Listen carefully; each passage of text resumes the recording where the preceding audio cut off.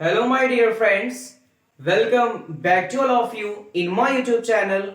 I am Vivek Mishra and welcome to all of you in my classes. तो चलिए फटाफट से शुरू करते हैं हम लोग आज की अपनी क्लास। देखिए सबसे पहले यहां पर हम जो पढ़ने चल रहे हैं वो होगी आपकी कुछ एक्सरसाइज।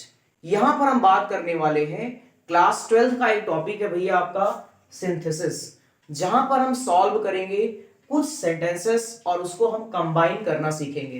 आज की जो क्लास है इसमें हम ये पढ़ने चल रहे हैं। सबसे पहले क्लास देखिए यहां पर कुछ सेंटेंसेस दिए गए हैं और यहां पर हम इसको बनाने चल रहे हैं। दो सिंपल सेंटेंसेस दिए गए हैं और इन दो सिंपल सेंटेंसेस को एक सिंपल सेंटेंसेस कैसे बनाए जाए ये नियम यहां पर हम लोग पढ़ने वाले हैं।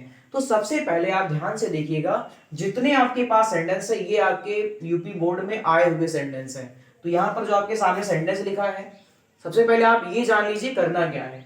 जो यहाँ पर सामने आपको सेंटेंस दिए गए हैं, इन दो सेंटेंसेस को आपको क्या करना है, कंबाइन करके एक सिंपल सेंटेंस बनाना है। अब सिंपल सेंटेंस क्या है ये सारी चीजें आप जानते हो, मैं डिस्कस कर चुका हूं ऑफलाइन क्लासेस में। तो यहाँ पर हम बात करने चल रहे हैं कुछ सेंटेंसेस की। आइए हम साथ सॉल्व करते हैं हम लोग। देखो सिंपल सेंटेंस क्या होता है ये आप सारे बच्चे जानते हो। एक बार मैं रिपीट कर देता हूं, व्हाट इज सिंपल सेंटेंस।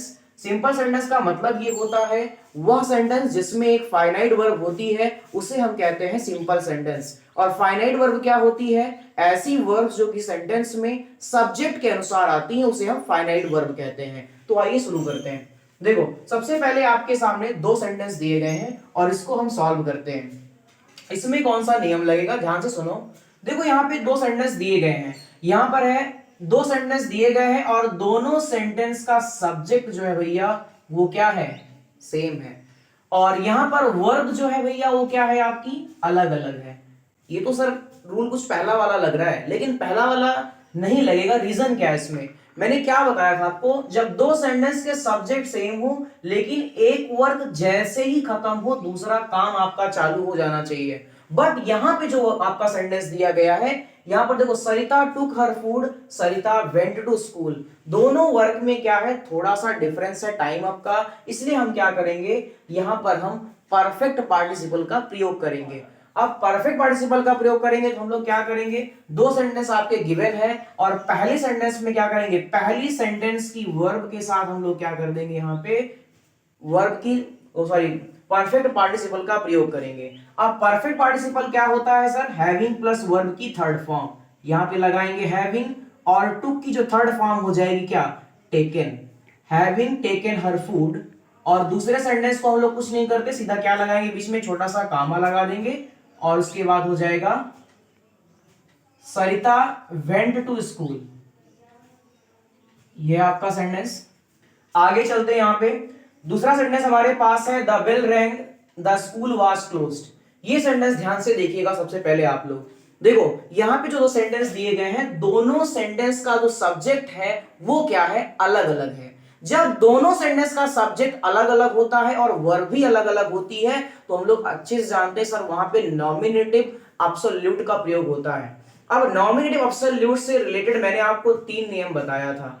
पहली चीज तो ये थी, दोनों इसकी कंडीशंस क्या क्या है, दोनों सेंटेंस का सब्जेक्ट सर अलग अलग होना चाहिए, पहली कंडीशन फुलफिल हो रही है। दूसरा क्या है, सब्जेक्ट से अलग अलग होने चाहिए और दोनों में रीजन और रिजल्ट का संबंध होना चाहिए, रीजन और रिजल्ट का रिलेशन होना चाहिए। अब ध्यान से देखो, the bell rang the school was closed. अब रीजन क्या है स्कूल बंद होने का, कि घंटी जो है बज गई, जिसकी वजह से क्या हुआ, स्कूल आपका बंद हो गया। तो रीजन है और ये रिजल्ट है। और उसके बाद मैंने आपको रिजल्ट में तीन कंडीशन बताई थी। क्या बताई थी, तीन कंडीशन आपको ये बताई गई थी कि आपका जो रीजन वाला सेंटेंस है एक्टिव वॉइस में होना चाहिए, पैसिव वॉइस में होना चाहिए, वर्ब टू बी में होना चाहिए। तो यहाँ पर द बेल रैंग है जो कि सीधा सीधा एक्टिव वॉइस में दिया गया है। तो हम लोग क्या करेंगे, द बेल, और जब एक्टिव वॉइस में होता है सीधा हम केवल क्या लगा देते हैं, हैविंग लगा देते हैं बस। और रंग की थर्ड फॉर्म क्या हो जाएगी, रंग हो जाएगी। और दूसरे सेंटेंस को केवल हम लोग कॉमा लगा के क्या कर देंगे, जोड़ देंगे। अच्छा सर अगर ये पैसिव वॉइस में होता, अगर ये सेंटेंस पैसिव वॉइस में होता तो क्या करते, पैसिव वॉइस में होता तो हम लोग केवल हैविंग बीन लगा देते। ठीक है। अब यहां पर है the post was vacant, I offered my services. The post was vacant, I offered my services. अब हम लोग क्या करेंगे, देखो यहां पर भी क्या सेंटेंस हमारा, द पोस्ट वाज वैकेंट, यहां पर वर्ब टू बी का प्रयोग हुआ है, सेंटेंस के सब्जेक्ट दोनों अलग अलग हैं, तो क्या हो जाएगा, द पोस्ट, अब इस हमारा वाज वर्ब का क्या हो जाएगा, being, the post being vacant, comma I offered my services. तो ये दो सेंटेंस जो आपके सामने अभी मैंने सॉल्व किया, सेंटेंस नंबर 2 और सेंटेंस नंबर 3, ये कौन सा वाला था सर, नॉमिनेटिव ऑब्सोल्यूट का था। नॉमिनेटिव ऑब्सोल्यूट क्या है मैंने आपको अच्छे से बता रखा है, चीजें मुझे पता है, आपको पता है।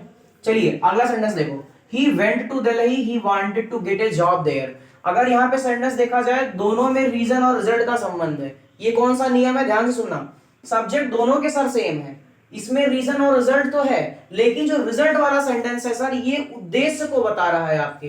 क्या उद्देश्य है उसका, दिल्ली जाने का उद्देश्य है कि उसे क्या मिल जाए, एक जॉब मिल जाए। जब इस तरह का सेंटेंस आता है तो उसे हम इन्फिनिटिव से जोड़ते हैं, और इन्फिनिटिव क्या होता है, टू प्लस वर्ब की फर्स्ट फॉर्म। इन्फिनिटिव तो उसे हम इन्फिनिटिव से जोड़ते हैं, और इन्फिनिटिव क्या होता है, टू प्लस वर्ब की फर्स्ट फॉर्म।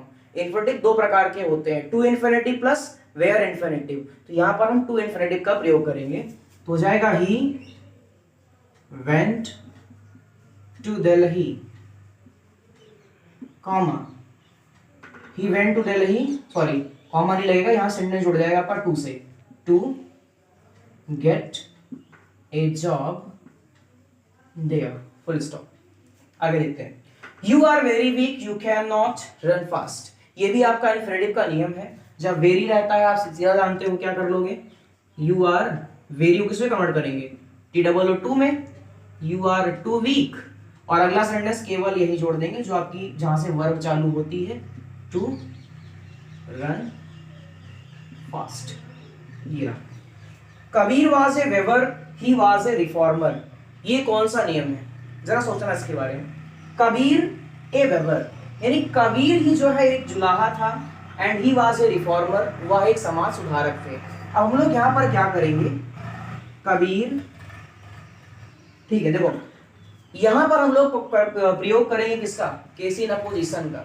अगर आपको याद हो, जब क्या करते हैं साइड बाय साइड हम नाउन का प्रयोग करते हैं, जब किसी सब्जेक्ट के बारे में दो एक्स्ट्रा इंफॉर्मेशन दी रहे, कबीर ही एक वेवर है और कबीर एक रिफॉर्मर है, तो हम लोग क्या करते हैं, Kabir comma a weaver comma was a reformer.